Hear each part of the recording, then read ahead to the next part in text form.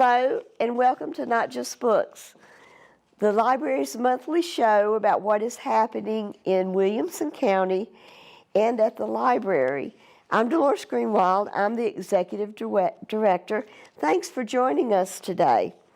Our focus on this program will be the third annual Poets Day, which is April 27th of this year, and it's Saturday from 10 to 3:30.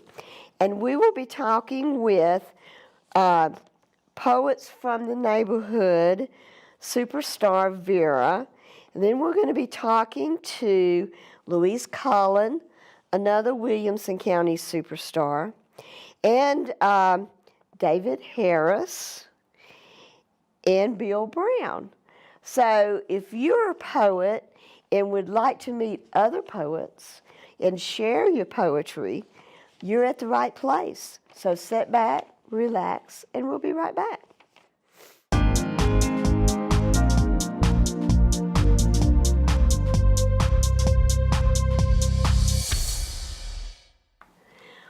Welcome back, and I have two very special guests to talk to you today about the third annual Poets Day at the Williamson County Public Library. And it's sponsored by Poets from the Neighborhood, and it's also the 5th anniversary of the Tennessee Poets. So thank you both for joining us today. Two of my favorite people. How are you guys doing? Good. Good. Good. Vera, tell me a little bit about Poets from the Neighborhood. Yeah, so Poets from the Neighborhood was initiated by Sally Lee, who we miss dearly, and in 2013, and she handed me the torch in 2014, and we have been bringing out the voices and works of local poets and neighbors, and it's aired every Friday on WCTV, and you can watch it every Friday throughout. Good plug. Good plug.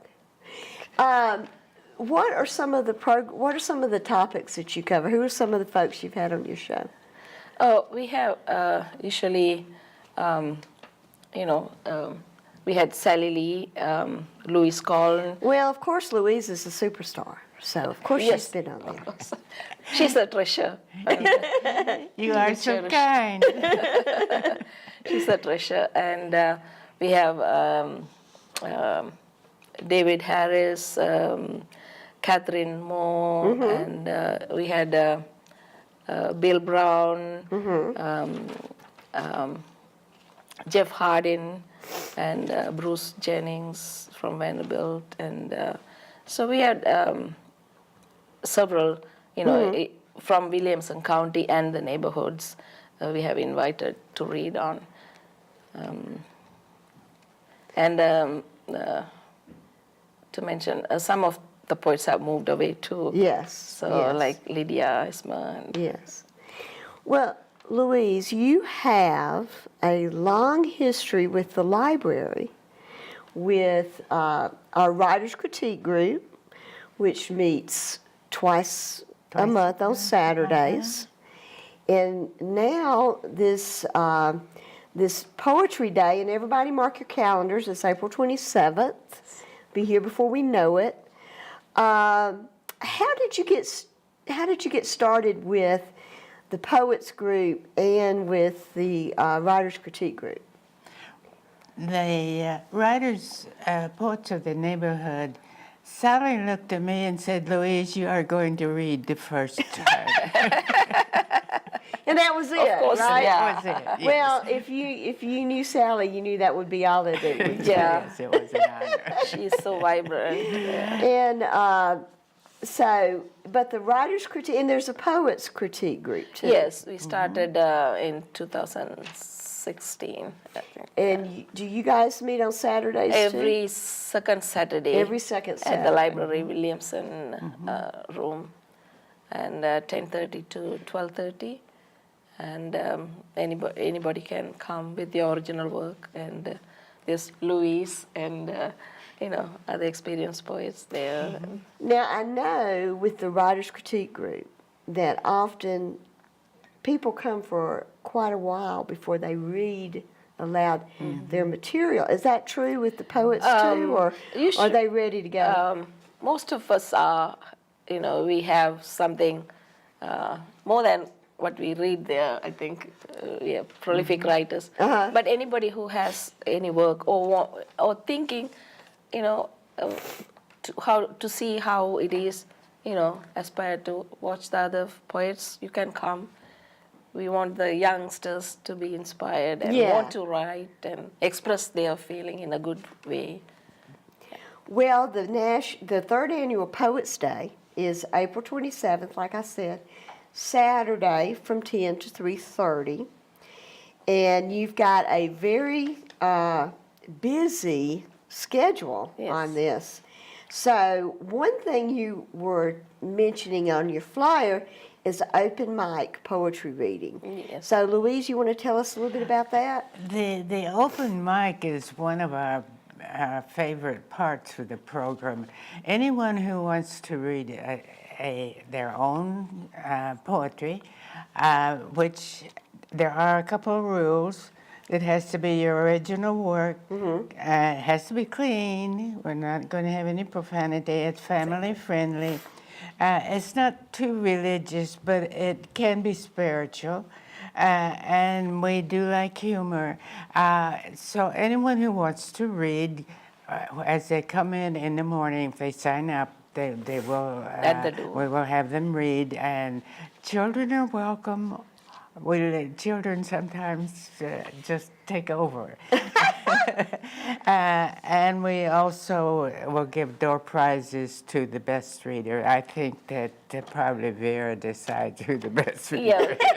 Yeah, we have door prizes, like regular, prizes, and then also for the readers, especially no children will be sent out without any prize.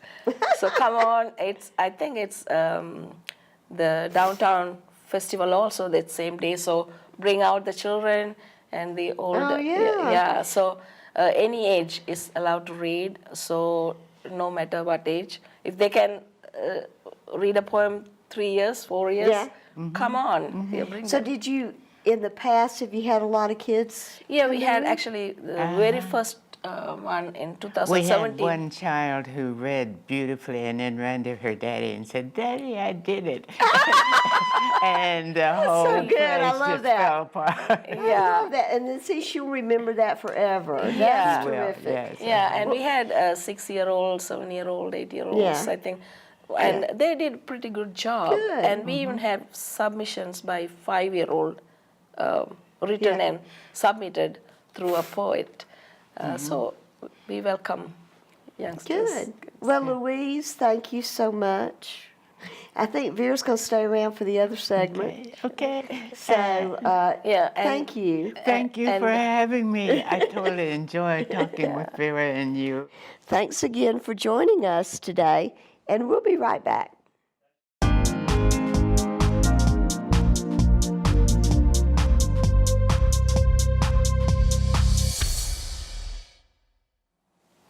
Welcome back. We're still talking about the Poets' Day at the Williamson County Public Library, and I have with me David Harris, and I have Vera back to kind of keep me straight on everything that's going on that day. Vera, tell us a little bit about our keynote speaker and opening ceremony.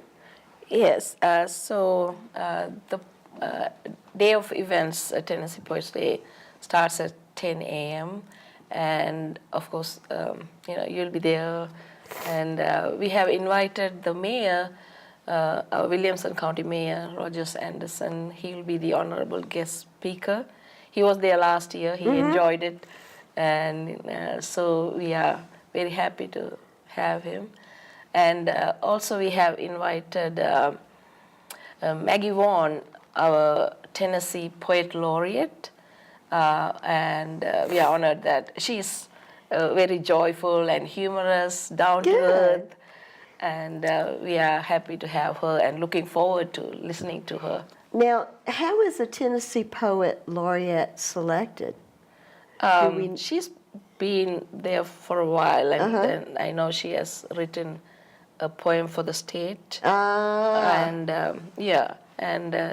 she's Very nice. she's just the Tennessee spirit in her. If you talk to her, you'll feel it.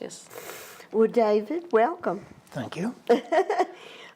You have a segment about business of poetry and publishing, and also Craft Talk. So tell us a little bit about Craft Talk. Well, this particular craft talk will be the business of poetry and publishing, Oh, title, okay. rather yes. than Okay. about writing poetry. Not everyone writes poetry in order to be published, but many people do. And I am fairly well published, and I worked in publishing for about 26 years. Oh, wow. So Yes. I thought I was in a position to explain basically how it works. So many young poets seem to believe that there's a secret to getting published, that new poets can't get published. Yeah. But in fact, I know as an editor, there's no greater thrill than finding a new talent. You know, the only real secret is to write not just a good poem, but the poem that the editor of that particular journal happens to be looking for at that time. I know as an editor, I had to reject many things that were very good, but they were not what I was looking for. They At were that too time. similar to something else I was publishing. So when you get a rejection, it doesn't mean that you're a bad person or that the editor doesn't like you or that it's a bad poem. It may mean any of those things, but Yeah. it doesn't necessarily. It just Yeah. means that it isn't what the editor needs at that time. Well, and publishing is changing so much, you know, where independent publishing used to be, you know, a bad phrase, and now it's more and more accepted. And, you know, the more and more different venues and media to get your material out there. You've been in publishing for a long time, so how have you seen that change? Well, of course, when I started in publishing, there was no internet, so there was no online publishing. And it took me rather a while to accept the fact that an online credit counted just as much as a hard copy. And when you had to print a journal, you had to invest money, you had to perhaps find a backer or a grant or something like that. And now if you want to have an online poetry journal or literary journal, I think it's about $20 to register the domain name, and that's it. That's amazing, isn't it? Yeah. Those of us that, you know, I've been in the library world for a long time, and just to see that evolution is just amazing. Yeah. And as a result of that, where there might have been 50 or 100 respectable poetry outlets in the United States at one time, there are thousands now. And poetry journals have always come and gone, like mayflies. But there are some out there online that have been there for 15 or 20 years. There are a few that have long histories in print, and they're now saying, well, it's too expensive to do print, we're just going to move online. And there are online journals that are paying not as well as the top print journals, but fairly well. But you don't go into poetry to make money. Exactly. I talk about getting paid a lot, I'm talking $40 to $50. Well, have you seen the quality change from what was published as in print as opposed to what's published online?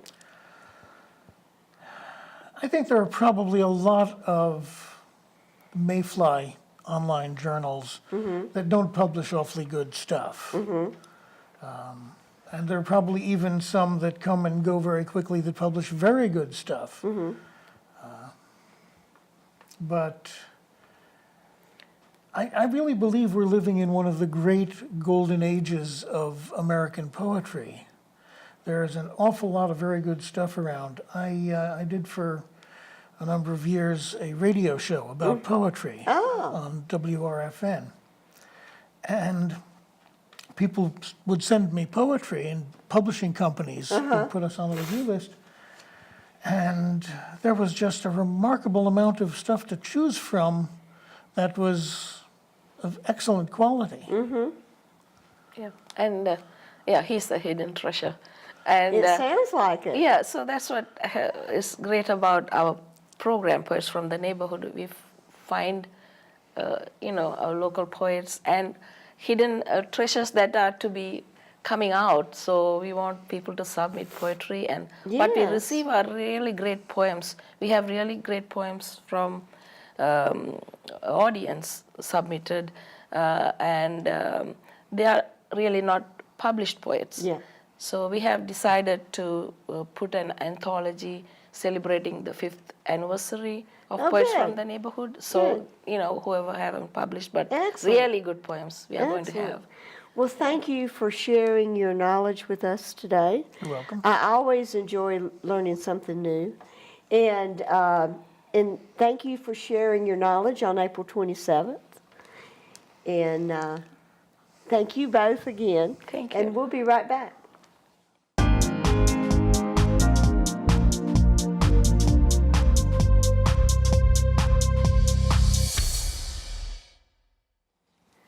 Welcome back. And in this segment, we're going to talk about the book signing and readings. And we have special guests with us, Bill Brown, who was the keynote speaker last year. And again, to keep me organized, we've got Vera back.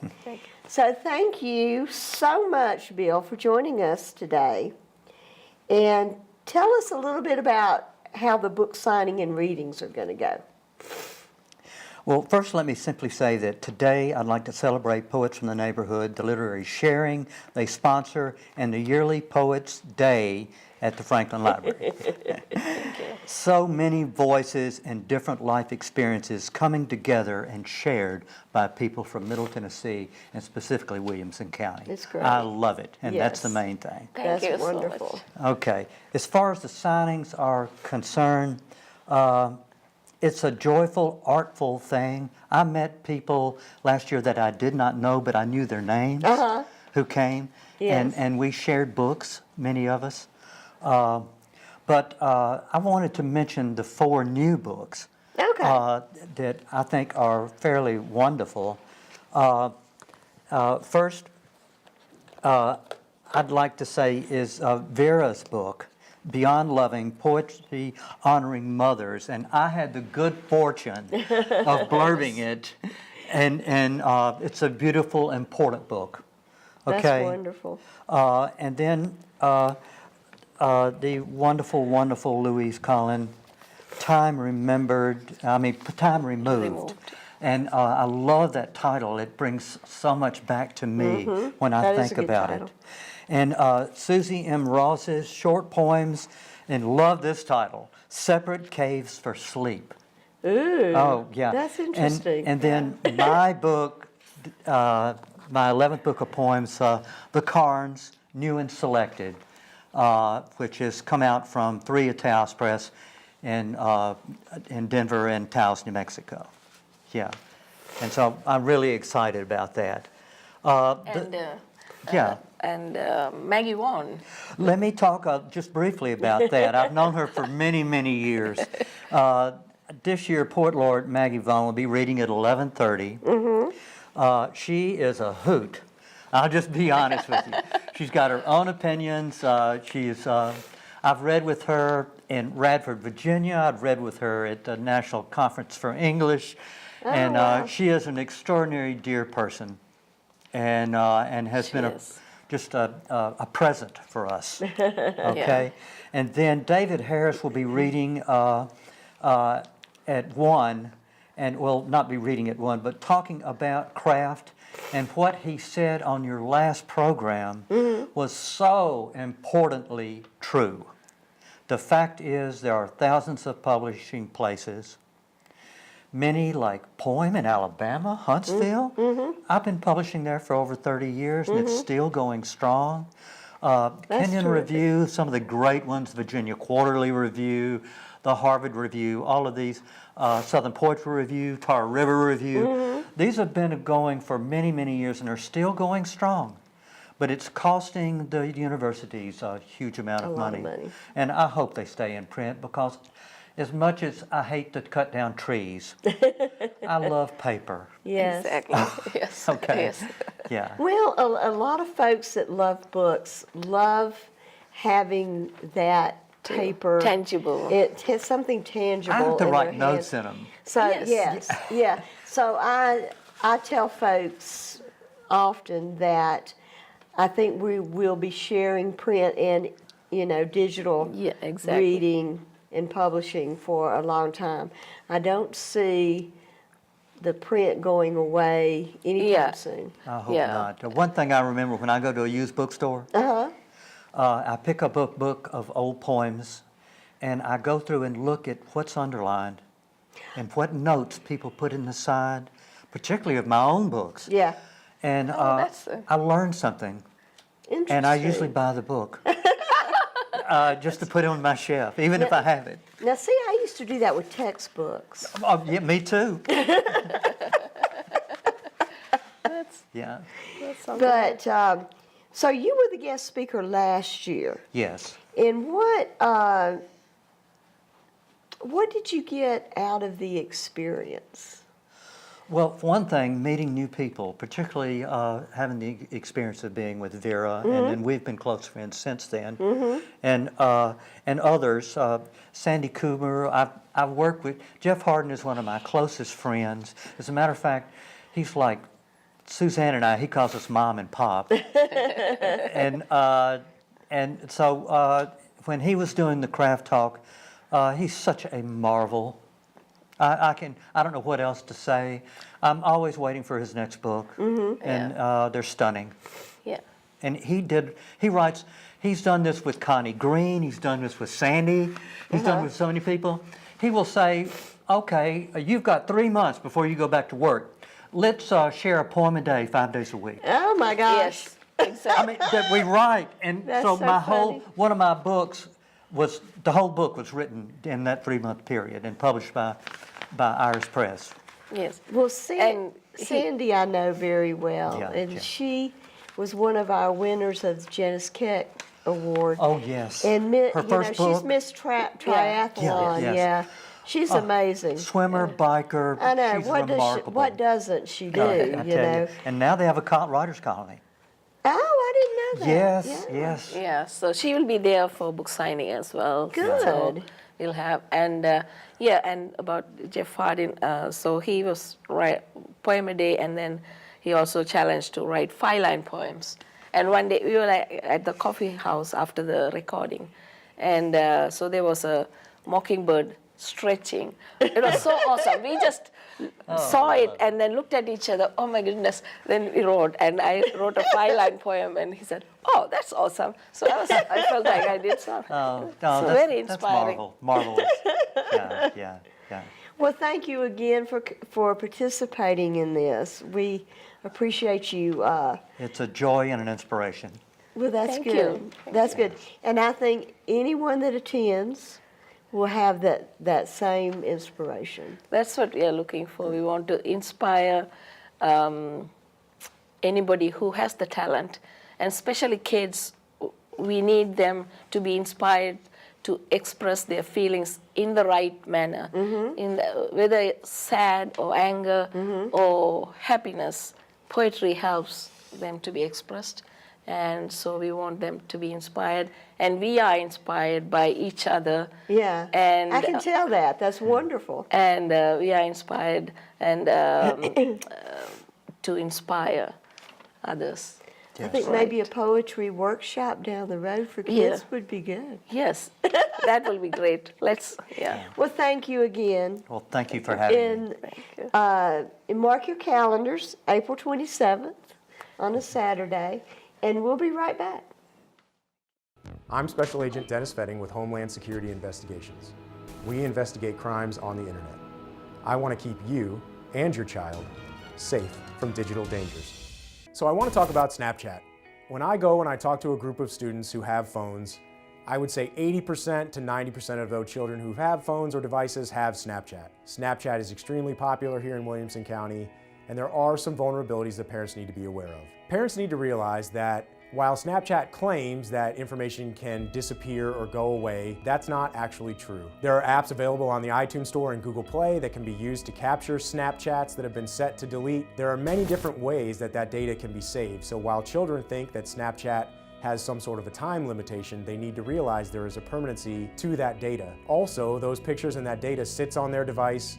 It can sit on Snapchat servers and it can be recovered forensically and by law enforcement. One of the big vulnerabilities of Snapchat is a new feature which is called Snap Maps. The way that Snap Maps works is, if your child has Snapchat and they are enrolled in Snap Maps, their friends and followers can see everywhere that they go and everything that they do at all times on a map, which is generated by Snapchat. Your child needs to opt out of Snap Maps by going ghost or ghost mode. We have found in several of our investigations that because Snapchat is so popular, adult predators love to go on Snapchat and create fake profiles acting like someone that they're not. And then once they become friends with teens, with juveniles, with children on Snapchat, they can see their activities, see the photos that they post, and via Snap Maps see where they go, what they do, and what their daily routines are. While Snapchat is fun for photo filters and for communicating with friends, Snapchat needs to be set to private. Children need to realize the permanency of data, and children need to get out of or go ghost from Snap Maps. To report suspected online child exploitation in Tennessee, contact Homeland Security Investigations at 615-664-5501. Thank you for joining us today, and a very special thank you to my guests, Bill Brown, David Harris, Louise Colln, and Poets from the Neighborhood superstar and organizer of the event we were talking about today, Vera. And please mark your calendars for the 3rd Annual Poets Day, which is April 27th, Saturday from 10 to 3. And also, you can find out about the library's happenings by following us on Facebook and Twitter at WCPLTN. And thank you again for joining us. And don't forget, explore your world and read.